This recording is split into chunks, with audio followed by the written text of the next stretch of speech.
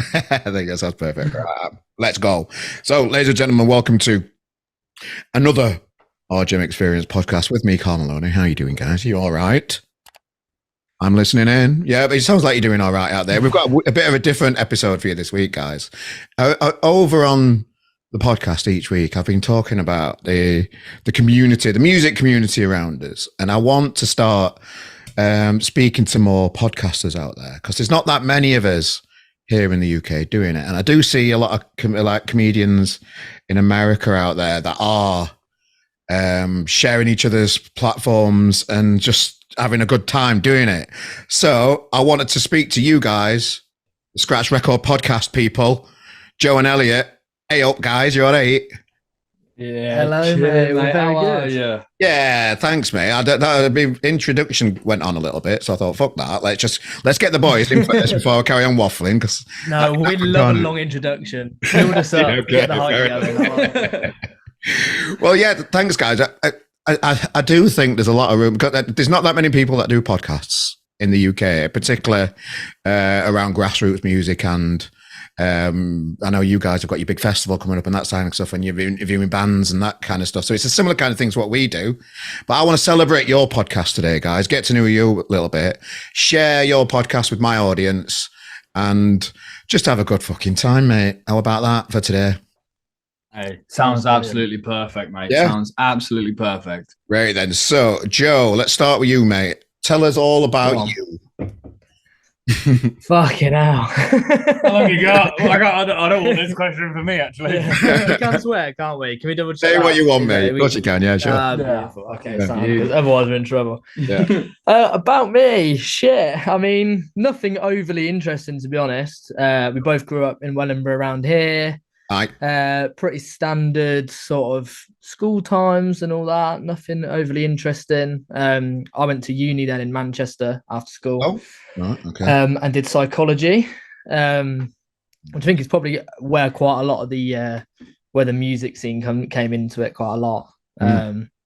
Sort of been cutting around Manchester for a few years, which was sick, and then graduated into the pandemic, which was shite. So I graduated 2020. Right. And then we started this up then and been kind of trying to get through life since then, basically. Yeah, fair enough. And you, Elliot, mate? I guess I'm more like the creative side of things on like this end, really. So I've always kind of wanted to be involved in like the online space, always kind of watch content, made the odd little bits and bobs here and there, but never really had the bollocks to do anything proper. Yeah. So I've always grown up around here. I moved to Leeds, so both northern cities. So we had that. The music scene up there is just a different kettle of fish to what it's like round by us.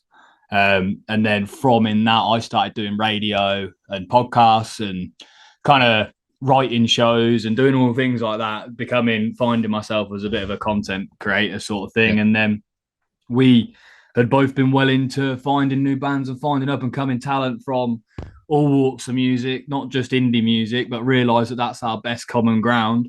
And we just started pitching show ideas, really, didn't we? One night on call, we were like, we've always spoke about doing something in the scene, and I'd got all the gear because I'd recorded podcasts in the past and knew how to edit them, and kind of because I'm in touch with the social space quite a bit, we kind of learned how to try and play the algorithm a little bit, and then really kind of we came to doing this and started doing clothing and just anything that creatively Joe lets me do.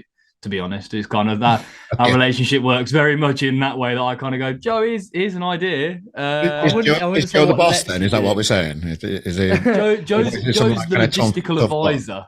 Oh, okay. He's the logistical advisor. Yeah, it's not really what I let him do. It's what I say is remotely possible to actually achieve in the real world. Whereas even this festival nearly became, we could have one stage in Paris, one in Milan, and one in London, and then we'll just fly people between. And I go, Elliot, why don't we do like 4 stages in Northampton? And that's where it ends up. So it's a compromise rather than a let do, really. But, so have you known each other from school?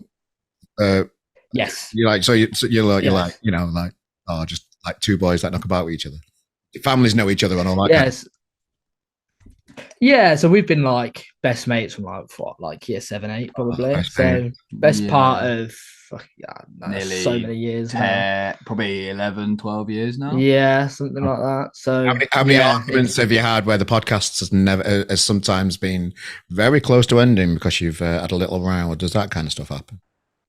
Not really. No, we're pretty good. We're actually really good on the argument front. We're very good at we're like a married couple that's found the perfect balance of being able to say that you're right and wrong. Yeah. Do you know what I mean? Like admitting that I might have been a twat, which is more times than Joe, and we kind of go, my bad actually. But then we can have the really harder conversations and be quite not offended by criticism as well. So we've never really got to a point where it's ever been we've come to blows. We've always been like that. Like I think we both all through school and everything, some topic would come up and we will come to proper, we will debate about heated stuff and debates, always have heated debates about stuff, but has always been the sense of at some point we'll call it and go, neither of us fucking know what we're talking about, and then we'll go get a drink and not school, but go and fill our water bottles up and crack on with the day. And we've always been like that. I think that's carried through to the podcast where I think no matter what, you will always sort of challenge, even if we agree. Sometimes it's I'm just going to say the opposite anyway, just to kind of see what happens. And then the other person will back it up, and you'll be like, "Yeah, you were right the whole time." I was just kind of check in, we push each other, but say to a perfect balance. And at some point, we'll just go, right, okay, yeah, that's the best we've got. We'll stick with that. Yeah, we're philosophers at heart, really. I studied philosophy as a degree, and Joe did it through A level. Yeah. So debating and arguing, as in I literally did 3 years of it. And a lot of it was over more stupid conversational topics than me and Joe have at the moment. So I'm pretty good at hearing. We're pretty good at just being able to bounce them ideas off each other and come into a mutual agreement. And the music side of it, though, specifically, have you played music yourselves, boys, before in the past, or just fans of gigs and that stuff? Go on. You can tell him. I haven't. I don't have a musical bone in my body. Not anything. But Elliot claims it felt like I'd stumbled across something quite controversial here, just by the looks of it. No, not really. Joe always rips the piss because whenever I bring it up, I used to play in a steel pan band, and I used to also play the cello. Nice. This is years and years ago, but it's become a running joke on the podcast that whenever we bring up musical ability, I'd always go scan back to it. That I was in a steel pan band and used to play Under the Sea on the bass guitar version. When you're talking to the Kooks and he's talking about playing shows and he's like, well, I did actually play in a steel pan band. I'm like, it's not the same. It's not the same. Well, I used to play in a brass band in Sheffield called Woodhouse Prize Band. I used to play a tenor horn, and that weren't very cool for a bit. And then I decided to drop that and proper get into a cool instrument guitar and started a band. So, it's these things. And when you do talk to musicians about it, though, they do enjoy that, even no matter what level you're at. Musicians just connect with musicians in a weird way too, and no matter what background it is. Yeah, I mean, I'd never claimed to be a musician. I used to.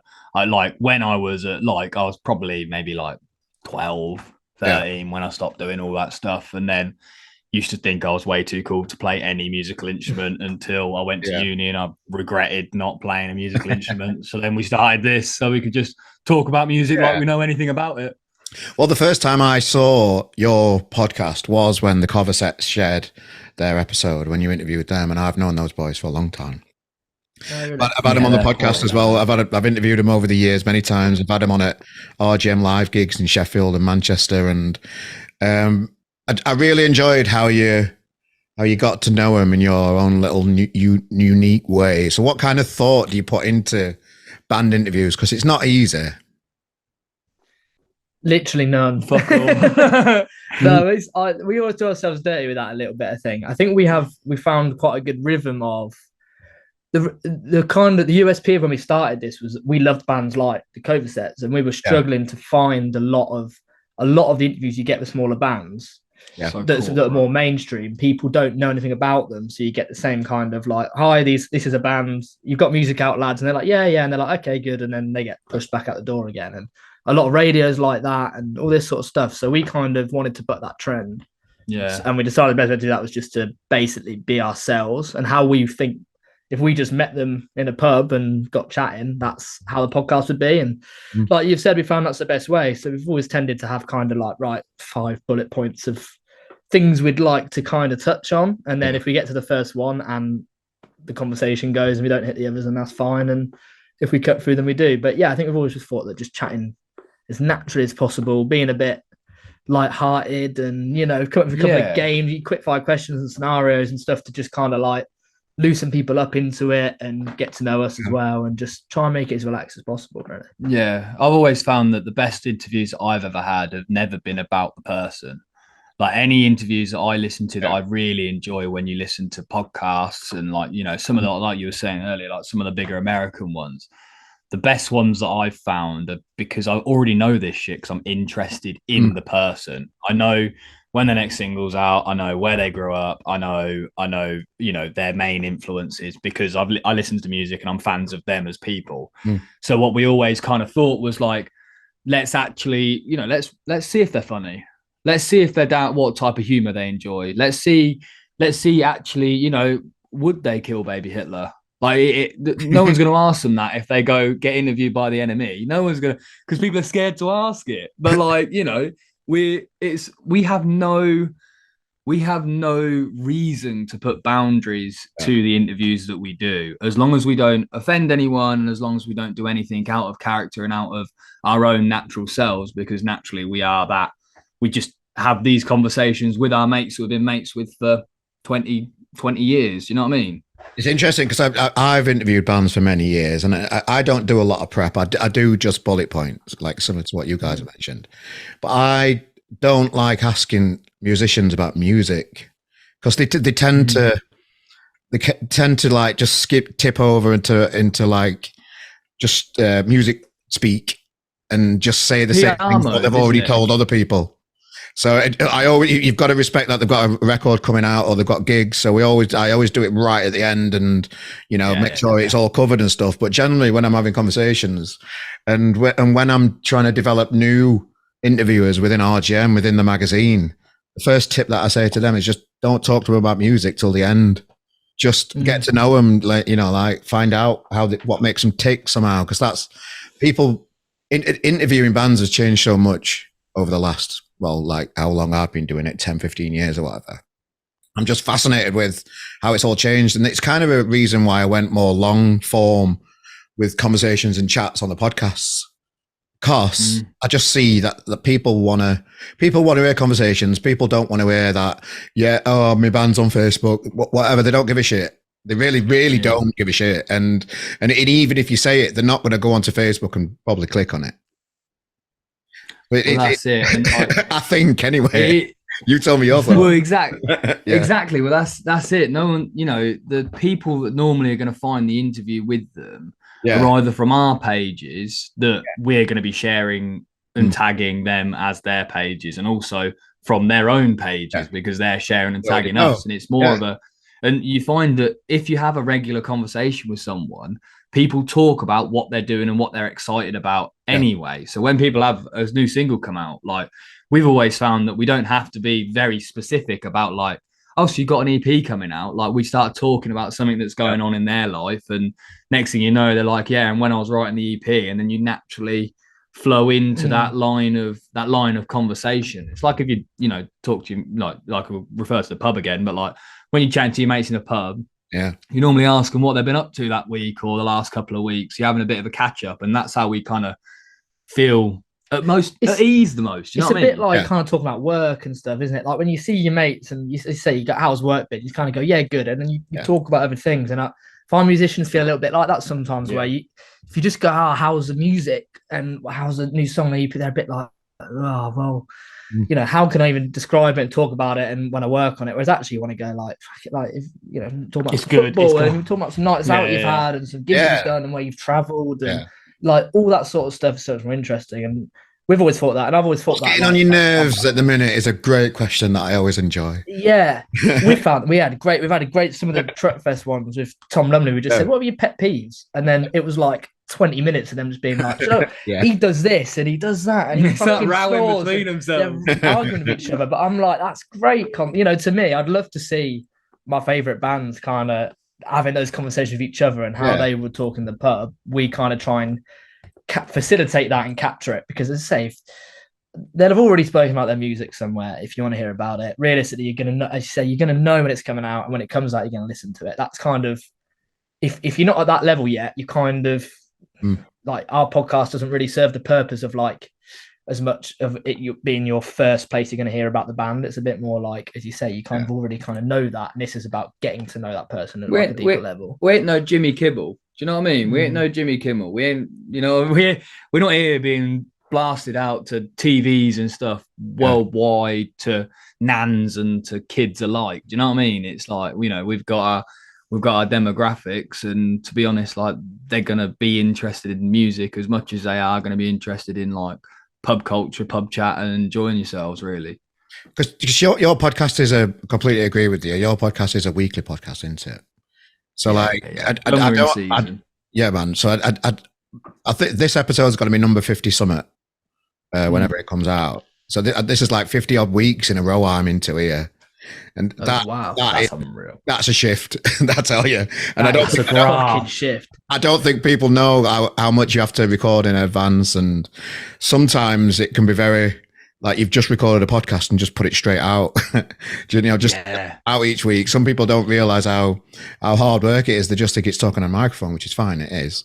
But to find a new guest and the different ways that you find guests as well, it could be through a PR people, somebody's flogging an album over there. Think, so you've just sent a cheeky email out and it's come back and they said yes, and it's just like, there's so many different ways of getting guests onto your podcast that you just have to go with the flow, and they might not be like, I don't know. We specialize in speaking to people at a grassroots music level. So we get the big names, and we get some bands that people hadn't heard of before. And I treat everybody the same. The only thing I don't like is when PR people want to sit in on the interview, because I just think that's fucking. Yeah. So I refuse. Yeah. I'm not getting involved with any of that. I don't see the point why a PR person needs to sit with a tap in the watching corner in an interview. I just think that's not the kind of environment I want to speak to somebody in. I agree. But how do you find, like, because what is it, like your fourth season that you guys are on now? I know you've just rebranded and you've come out again, haven't you? Yeah. So what we tend to do is we're kind of now sticking to the routine. Well, what we found easiest is doing like a 25 episode season, and then we'll take a few weeks off, rejig, reevaluate, and then come back once we're 6 episodes ahead. And every fucker left me. I think with podcasts, you've just got to keep going forever, because I'm too scared of not being out for a couple of weeks and people just move on to another podcast, because that's what it's like, isn't it? Well, I think that's it. Like, but we like to also like be continuously bringing kind of things out in these gaps. Yeah. Do you know what I mean? Like, so with this main gap that we've had this time, we've brought out the festival announcement. We've, you know, been designing clothing. We've also had TikToks and stuff kind of regularly kind of going out in between, and little bits and bobs, just kind of as a reminder to the followers, like, we're still here. And these are also projects we're doing under our like brand of TSRP. It's not only just the podcast. We actually have like 3 kind of realms that we work in, and we are trying to make it under like one big umbrella that we're like, you follow us because you kind of either like one stream or you like all of them. That's kind of the thing. Yeah. I think for us as well, like, a lot of time when we get to the end of like a season, we both feel that almost like creative drain a little bit. And when we get behind and we're not as ahead, and we're starting to record on a Thursday and edit it and get it out for the Tuesday after, we're chasing our own tails a bit. And every now and again, we then have to kind of like, not sacrifice quality at all, but just like a little bit of kind of like, there's that slight rushness to it. And I think we kind of always feel around the same point every time. Yeah. It always comes at a good time to go, right, let's just kind of draw a line under what we've achieved in that season, and then have a few weeks off and reevaluate and come back stronger. And I think if we felt like we had it kind of perfect and had it right, it might be slightly different. But I think every time we kind of go, there's so much we want to do.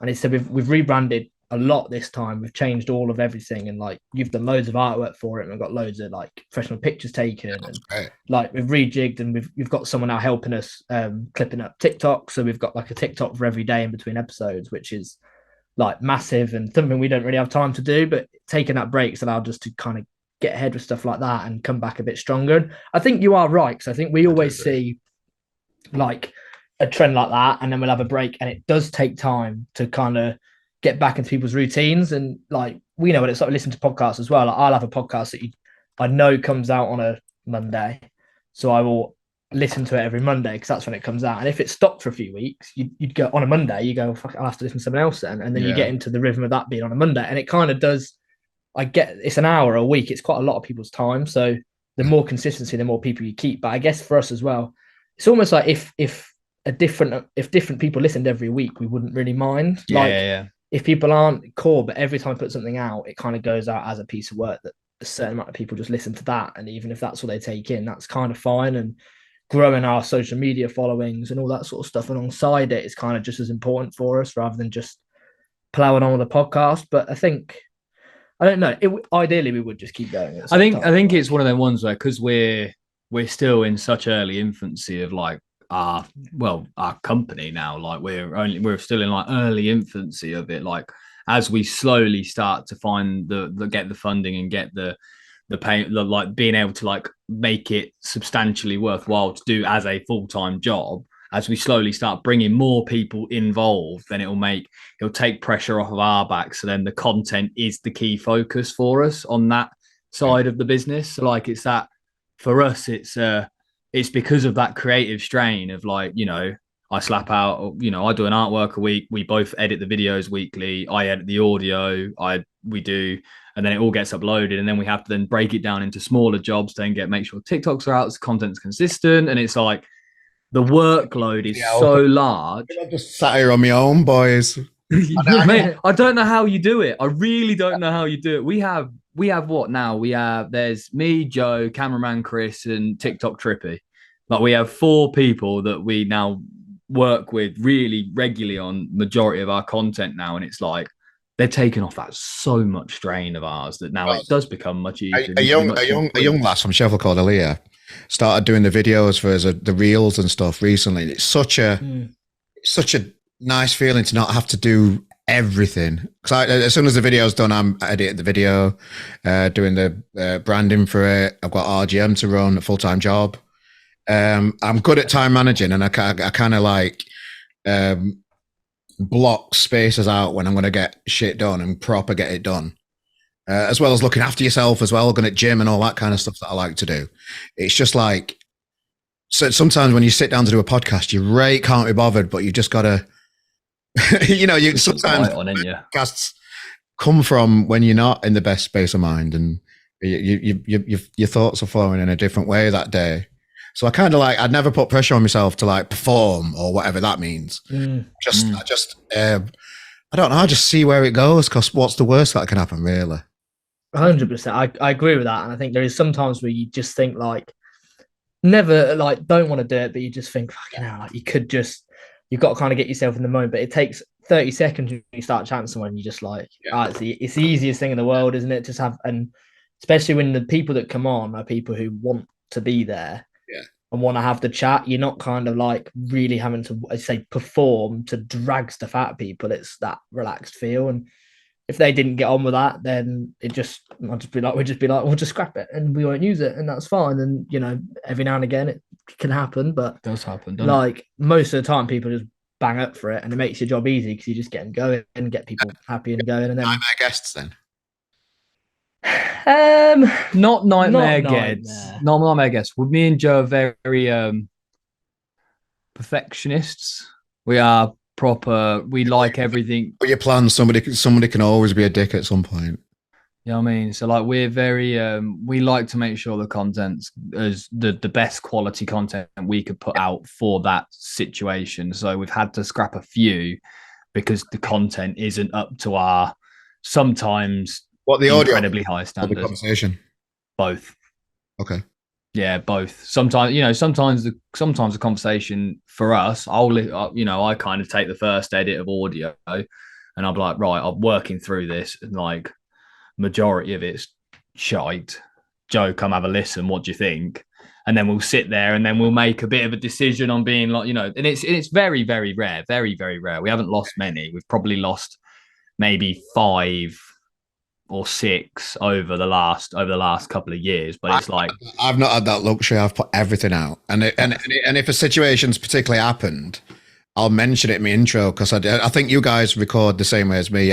I'll record the interview, so I've got the interview, and then maybe the week before I'll record the intro and the outro, stick it all together all nice for one podcast to go out. Is that how you guys do it? Just out. We have done for the truck festivals that we've done, the truck festival one that we did recently, and when we've been recording there, because it was very much the environment isn't very good for recording an intro and an outro and making it proper. But when we do to be honest, with normally everything else we just go straight in. We go straight out.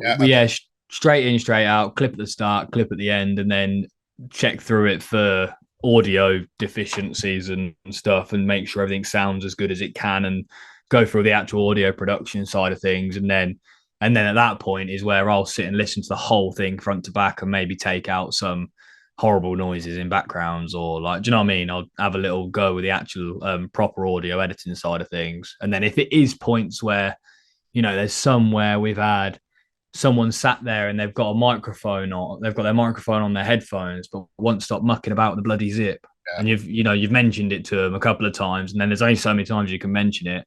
And it's, for me, really quite jarring. So I'm like, well, we cut the whole bit. We cut that whole section. Do you think it's weird that singers don't know how to use a microphone, for fuck's sake? It's mental. It's actually genuinely fucking mental. We have bands sat there and they're like looking around like this and kind of tapping. Like, literally, we've had playing with that, like pulling the spring and all this sort of stuff. And you're like, yeah, you must know not to play with the microphone like using. Come on. Tapping the desk, and you're like, bro, I know you're a drummer and you can't, like, just swing your leg or something. Do you know what I mean? Tap your foot, like.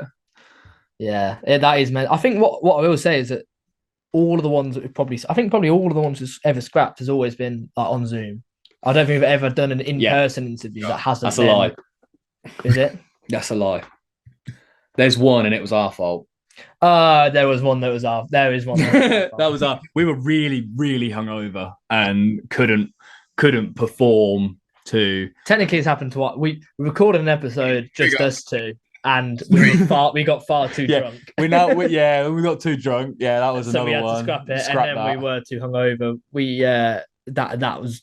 It was actually not that bad, but the band, God bless them, basically interviewed us, and they were like, they told a story, and we both kind of like spaced out and almost fell asleep. We felt so dreadful, and they were like, "Do you want us to just tell another story?" We were like, "Yes, please." And we just went. So it's been our fault if it was in person, but normally in person, people are like, like really get into it and kind of get on with us, and B, like, it's a bit easier to manage the conditions, I suppose, of like getting it set up. Whereas when someone's sat in their room, that's when they get a bit more like relaxed in that sense, but a bit kind of start playing with them.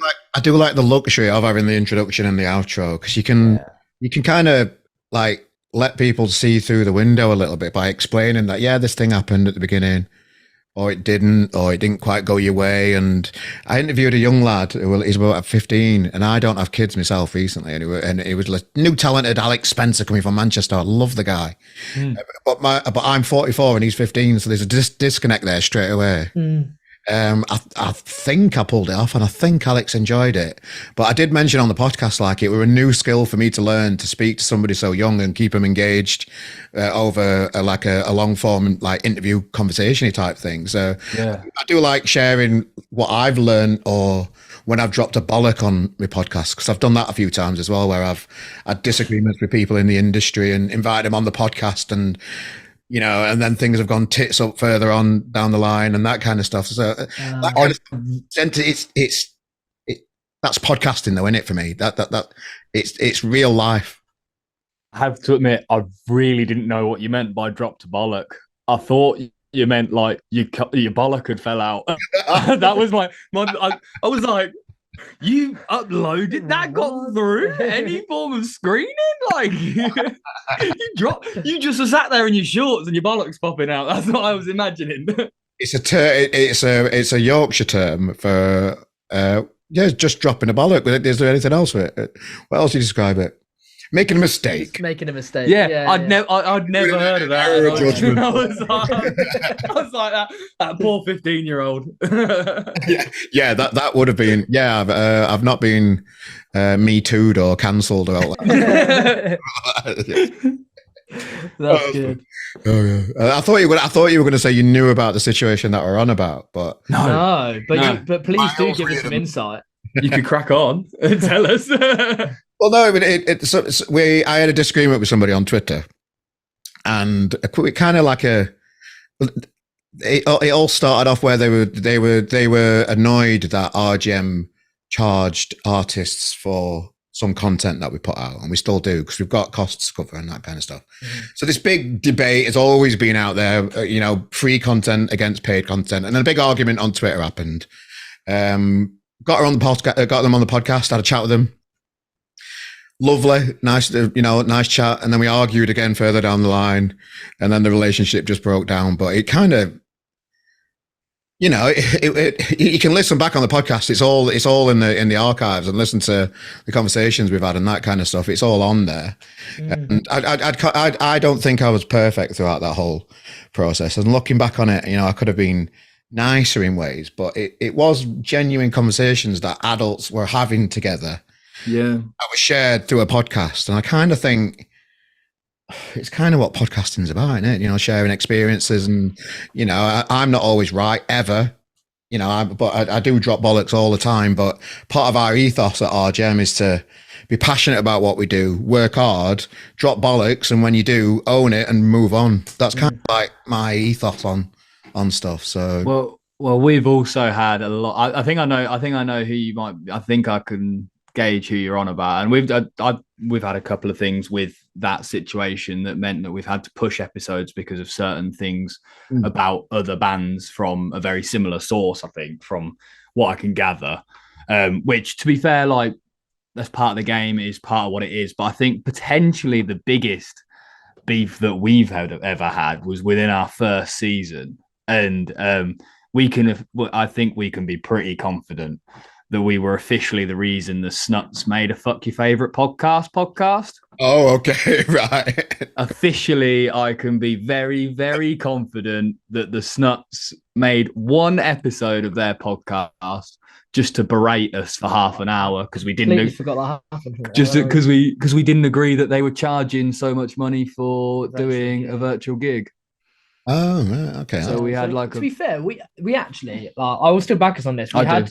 We had a conversation about it on the podcast, but we kind of again had that thing where Elliot kind of said it's wrong, and I was like, yeah, it's a bit too much. It was like £7-8 for. I think it was more. I think it was like 12. Literally just kind of a pre-recorded 45-minute set. It was lockdown. I was kind of like, it's lockdown, and I was like, you don't have to buy it. If it's too much, don't fucking watch it. Like, that was kind of my standpoint on it, and we had that discussion on the podcast, and it kind of did quite well. And then literally they started a podcast called A Middle Finger to Your Favorite Podcast, and then they just bring one episode out or something. They did one episode, and they literally went through our podcast. He said, I just searched the Snuts into like podcast one day to see if it was on there. Because we clickbaited the fuck out of it. Yeah, because we put it like so he's like, I thought I'd listen, and then he was like, they were saying this, they were saying that, like, we have to cover this. But that's when the reason why I was, because I agree with you, they are absolutely allowed to have their opinion, but I think what you've done there is correct, because instead of just having this kind of argument, you've gone, well, let's talk about it then. What I would have loved if they'd have just said, can we come on and explain to you why it's £7 and what the costs that are involved in producing video like that we have to cover, and it's lockdown. If they'd have said that, or even if they'd have just shouted out, if they'd have just mentioned, they didn't even mention our podcast. Yeah. So you're a bit like, you've not even given us the exposure in a sense. You've kind of just atted us directly for us to see, to talk to us, but not spoken to us. I'd have loved to have had that conversation, because that's what podcasting about. Not making podcasts about each other, but come on then. I kind of like that they've done that though. It's kind of funny. It's brilliant. Yeah. We loved it. I think it's fucking brilliant. And they sit there, in the Scottish accent on Zoom, because it was properly like lockdown, and he was just like, what the fuck are they on about? And I love that, but I do just wish that we could have like pushed it a little bit further. It does, but it just makes us laugh. I've never done another one, so it's a bit of a running joke on our podcast. We just go like, I wonder when episode 2 of that Snuts podcast is coming out. it was fun. It was funny because it felt like they just kind of had listened to it, taken the bad things, and then because I don't really slate something without giving a reason to either slate it or to like how to make it a better opportunity, like the solution for the problem. And then they just literally tore what I suggested without even listening to a word of it. And I was like, boys, could have just come back on Twitter at us. Do you know what I mean? At us, have the chat. You know what I mean? Yeah, it is funny. It's hilarious. It's worth quality. Watching. If you go back, it's still on YouTube. Middle Finger's favorite podcast. It's worth watching. I'm definitely give it. Yeah, I'll put a link to it on this description of this podcast so people can watch it if that's all right with you. No free press. No free press to their podcast, please. No free press to their podcast. It's not, and they put something out recent on the socials where they put in, we want to bring our tunes out now because we know the fans want it, but Polydor, the record label, well, can you all I'm sure I've read that today. I saw this yesterday and I thought it was crazy. Now, in my head, and again, I think you'll agree with me, that is pure like marketing. But I love it. I think that's fucking brilliant. If they've gone to the record label and they've agreed with, we're going to put this out to just generate a bit of hype and get people to come up. I think that's clever. It won't be their idea. It won't be their idea at all. Matter. I think we've said this before on there's other songs, you know, that what's the A, B, C, D, F, U, and your job, and you just that one. That was a full marketing ploy set from her like record label to be able to do it, and it's a structure that people have used so much. And I think I'd like to see a bit of originality from it. I think that is originality. No, I've seen so many. Lou does it with most of his releases. Yeah. I think it works. I think if it works, it works, I guess. But it's like, you know, I think it's one of them ones where I'm like, oh man, like you've just seen 5 other people do that, and you know, I know it works, but I'd love to see you try something else. Typed on a notes page from your phone as well. I just think, yeah, I think it's good. I think it's kind of against it. Don't get me wrong at all. I've got nothing against it. You know, it's hard enough out there for bands just to do things in a normal way. 100%. But you've got to do everything you can to fucking get your name out there because it's hard work, isn't it? Yeah. Well, I work with a lot of stuff on TikTok anyway. That's what a lot of my freelancing work is, and it is literally you've either got to a call to action to cause virality, that's all it is. So it's a call to action to comment something, but not only is it just marketing them, it's also a massive marketing ploy for the record label because they're atting Polydor and everything, so people are going to see it coming up a lot. So it's like I like it. It fundamentally will work. Like it will literally work. And I think, you know, if you can find a way for it to work for you, especially as a smaller band, I think it's very, very important. It's just like the sort of thing we want to utilize in a sense. Like we've literally just like started the TikToks and stuff and trying to like get them to do the best on the algorithm. We've just put one out where Tom Lumley called Blossom's overrated, and we put it out and it's done okay. And Blossom's commented tonight. Yeah, we're just laughing faces because it's quite funny. But like even that, we've kind of like, I don't know, like taken advantage of that comment that they made and spun it in a way that kind of like works with the algorithm, makes it look like a deeper thing than it was, and that works with the algorithm and gets people commenting and discussing it and all that. And now Blossoms have seen it, so that's good for us. So it's like algorithm there. What's a good tip to twist an algorithm to work for you rather than you try and make it just work? The key things to take from TikTok and I should be charging. The key things to take from like TikTok and Instagram and like Reels and YouTube Shorts, especially like the really short form content, is to have a huge tagline to start it, whether it be a question, whether it be a not offensive but controversial statement, something that's really in your face straight away. And then if it's not in the actual clip, in the caption, have a call to action. So have like a follow us for more, or comment if you disagree, or do you know what I mean, something like that. A proper call to action for it as well really does, because a lot of these things are based on obviously interactions, but comments and follows are worth more than likes, and shares are the same. So that's why you'll see a lot of people saying like, share this to a mate who XYZ. Like, do you know what I mean? Because it means that they have that is valued more in the algorithm. Like, one share is the equivalent to something like 4 or 5 likes. So it keeps it in that For You page algorithm of being just shown to more and more people, because they see more people are watching longer throughout the video to get to the end of it as well. Is a big one, is keeping people click-through rates. That's like the main thing that I've noticed. And the best thing to do as well, like, not the best thing, but one of the things to do is, like, when you're on TikTok, like, I've started just consciously thinking about, why do I stop on certain videos and not others? Because there is a bit of a thing to it, but I'll decide so quickly if I want to watch it, and there's no real reason sometimes. But one thing that I always think is, like, to put something in the caption that relates to the end of the video, because, like, even with that Blossoms one, if we'd have just put, like, Tom Lumley think Blossoms are overrated, and then the video starts like, who do you think the most overrated band is? And they go Blossoms.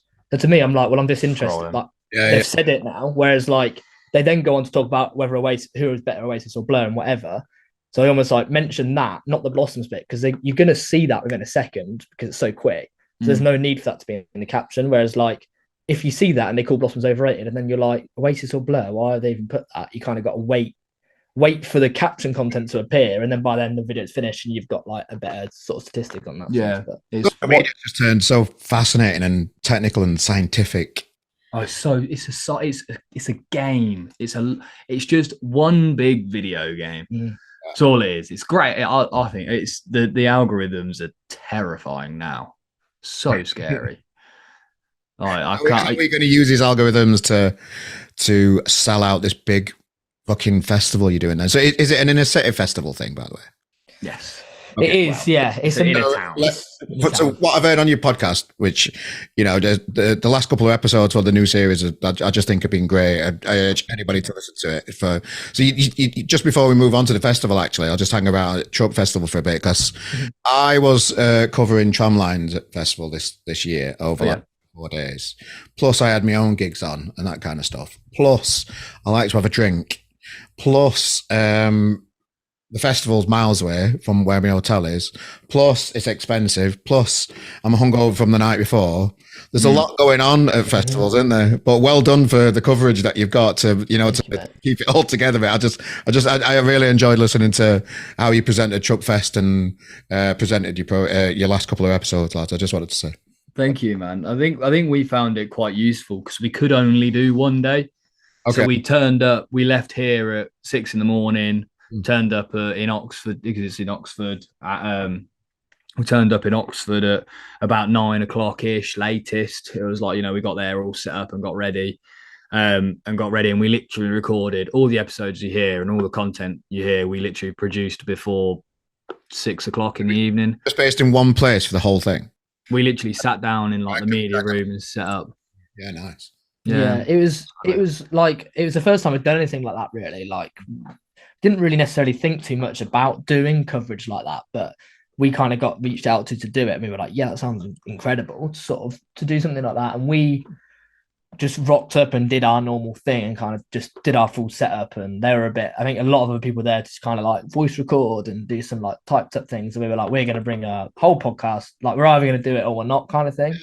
And we did find a lot of challenges. It is a long day, and we managed to get my car on the back of the festival, which changed everything. Because if we had to carry all the gear and stuff around, we'd have been absolutely in the bin. But it was a great experience, and I think we would definitely like to do stuff like that again, because it's a great, like we said about the challenges of getting people in person. If we can bring ourselves somewhere like that and set up and just have people coming through, you get all that in-person content. When you sort your festival passes as well, you request interviews, and not everybody comes back that you want. Some people don't turn up sometimes as well when you've made it as well. So it's a tough environment to cover what you want to at a festival, because so much. It is hard. I think we found that, like, because we've got quite a bit of previous rapport with the bands that we were interviewing, so we'd either spoke to them in DMs or we'd interviewed them before, and it kind of was like we just kind of slung them a text and was like, are you free after your set? And they're like, yeah, down for it, sort of thing. And then Zeitgeist, the company who invited us down, they helped out with a couple of bits and bobs and tried to do a little bit of the organising for us. But, you know, we're kind of we've done it felt a bit, because we've done quite big we've done some shoot days before, and we've done like 3 or 4 podcasts in a day. It was kind of like that sort of structure. It was difficult, but then we had but then you just kind of see people knocking about and ask them, and sometimes they're down, sometimes they're not, and we managed to get Jack Mate on, he's a big UK podcaster. We managed to get Jack Mate on, and he then sat there for 45 minutes out of his own time. He wasn't even doing press, really. No, he was just there, and we just managed to sit him down for 45 minutes and do a full-length podcast, which is mental. Yeah. So good work, guys. Good work. And as if you haven't thank you, man. As if you haven't got enough on, you've got this beautiful Inner City Festival. So talk me through the origins of this festival and why you want to put yourself through all this stress. Yeah, you can say that. So I have things that kind of trigger an idea, and then because I'm quite ADHD, the idea goes from just being like a trigger to being a fully fledged plan within the space of a few hours. And I went to a gig in Northampton, and the atmosphere was mega, and it reminded me of when we went to live at Leeds, and Dot to Dot and stuff like that. And I was like, no one's doing that round by us. No one's doing it. And we've got the connections to potentially put on something like this. So I fully fledged out a bit of a spreadsheet, and Joe was in the States at the time, and I just sent him a text and was like, I might have accidentally got us involved in the biggest festival Northampton's ever seen. Which, because by that point I'd already like spoken to a few people like that I was at the gig with, and like they were in photography groups and stuff like that. And it was one of them ones where like it kind of started to fledge out a bit of a plan. And by the time Joe got back, it was literally, let's just get running with it. And I think it was just something that we've always wanted to do more gigs, and we hadn't planned a gig really for this year at that point. So we were like, well, let's just make it as big as fucking possible, really. What's it called? Town Takeover. Town Takeover. There you go. Yeah, exactly. And then it became... Who's on? Who's on? So the 3 headliners are Bilk, Covasets, and Second Thoughts. Nice. And then it runs down. We've got over 25 artists playing then. So we run down. We've got The Claws, Abby Ozard, Molly Berman, The Objective. Yeah, the Barretts are playing. And then we've got Sweet Coins, Solar Strides, Elliot Williams. Rat Race are playing. The Gonzo Experimental Band. Yeah, you're testing us to tick them all up now. Doing it all in our head. It's a massive mix of like bands from Manchester, Leeds, Birmingham, London, Essex. Like we wanted it. There's a like Northampton Music Festival that exists that kind of showcases local talent, and we were quite keen for it not to be that. It's kind of more like, this is a festival that could be anywhere because it's the best bands from all around the country. It just happens that we are putting on Northampton because that's where we're from, rather than just kind of like focusing it. So we've got like 5 or 6 of the best local acts, but then like 20 are just from all over the shop to kind of showcase it. And I think especially like Bilk, Covasets, Second Thoughts are like 3 of the best bands in the country right now by sort of quite a way. So are you sane with it all? I put one gig on a month, and it's a lot. Sane? Yeah, no. I've not been sane for many years, mate. It's been an outrageous amount of work. Yeah, it's been the last 6 months. It's been absolutely ridiculous, to be fair. Like, so much to do, and it's said because it's just the 2 of us. It's kind of like it's probably 2-pronged of kind of promoting it and selling tickets, and then actually organizing it and running it, and that's kind of like the 2 big elements that you've got to tick off. And organizing 25 artists and this challenge of it all, organizing 25 artists. To be honest, not really. When it gets a week. I was going to say, it hasn't happened yet. When we get to the day, that might be a very different story. When we get to the day and everyone's late, and that's a one-day problem. That's a one-day problem. That's an on-the-day issue. But I think our biggest challenge was trying to convince people to let a 22, a 23, and a 24-year-old to put on an event to this scale, like venues and stuff. Venues was the hardest challenge. Venues was the hardest challenge of people being scared of, like, I guess scared of the change maybe, or a bit dubious about the actual potentiality of the event. Like like a bit like not sure on how well it's actually going to do and whether they're going to lose out on cash for being like a ticketed venue for that Saturday and stuff like that. It seemed there was quite a bit of pushback from some venue owners and stuff like that, which was probably the biggest challenge we faced, I'd say. Yeah, we had to grind to get venues to say yes, and partly, you know, venues were like yes, but they were just booked and whatever, and that obviously happens. And in theory, when we were probably like late-ish on booking in a sense. Like obviously, if we were to do it next year, we could book venues in November for September next year. Then it's easier. Whereas we were probably in sort of May time, so that happened. And then quite a lot of the venues around by us are kind of like they just put on free events, which is brilliant, and people play live and have DJ sets, and it's just all part of the experience. But when we wanted to get those venues sort of into the festival, and obviously then it would be a wristbanded event, they were quite kind of a little bit worried about pissing off their normal crowd and all this sort of stuff. And we tried to offset it and say, look, we'll give you a certain amount of tickets that you can give out for free to kind of help settle that and all this sort of stuff. But yeah, a few weren't up for it, but the 4 that we've got are fucking brilliant, and like they're really kind of interested and involved in the event and have given us their support, and they are absolutely class. It's a great mix of like a proper venue room to literally a terraced house that happens to have a stage in it to I know how much of a I know many people that have set up festivals and stuff, and I know and wish you all the best with the festival, because I just know how much hard work it's going to be, and I insist that you enjoy the day as well, boys. Yeah, just enjoy the fucking day, because you know there'll be points of it when you're ripping your hair out, but you know, just when you look back on it, you'll be proud of yourself. So just try and remember that, I'd say. Yeah, for sure. Yeah, Thank you, man. That's good advice. We're gonna try. As I said, I think we're both pretty good on the day. There's only so much that can go right and wrong. Once we get to the day, we just want as many people to be there as possible. Like that's still the thing now, is just to get people there and support it, because then if we want to keep growing it and doing it year on year and building it, this first one is so key. So yeah, we can't lose too much money on it. No, we can't. Basically, is the fact of it. Like we can't lose too much, because then it becomes hard to justify to keep doing it. So yeah, it's hard in a business sense to be. We need people to back it and turn up and fucking have a good time, and we'll take care of the rest. You know, we'll put the ticket link in the description of this podcast. Standard. We'll cover it on the RGM magazine as well. Ping the stuff over. That'll come out this week. We'll put it all out. Just thank you for your time. It's been lovely to get to know you boys. Really appreciate it. I had Dan from Talk Tonight podcast on. Oh yeah. He's not invited me on his podcast yet, the Swan.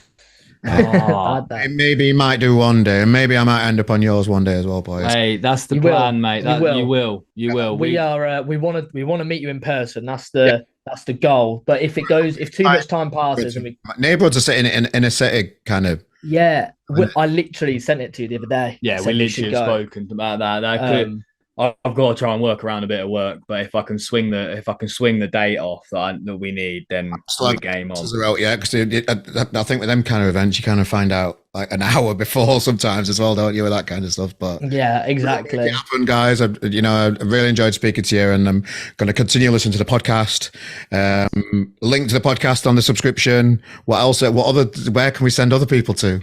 You've got merch and everything. And fucking tsrp.co.uk is ours, so that has everything on it. There's quite a lot of clothing and bits sort of coming, so that it'll be quite populated pretty soon. The website and all the ticket links are on there as well, and all the podcasts. So everything's there. We're on socials at the SR Podcast on Twitter, Instagram, Facebook, TikTok, YouTube, everything. People don't listen to these bits.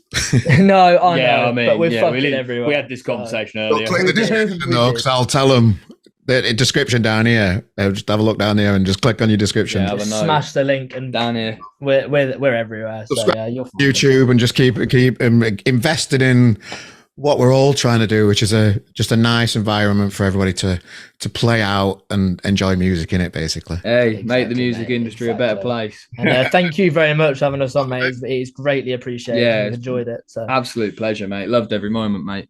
See you around. Nice one. Nice one. Cheers lads. Mate.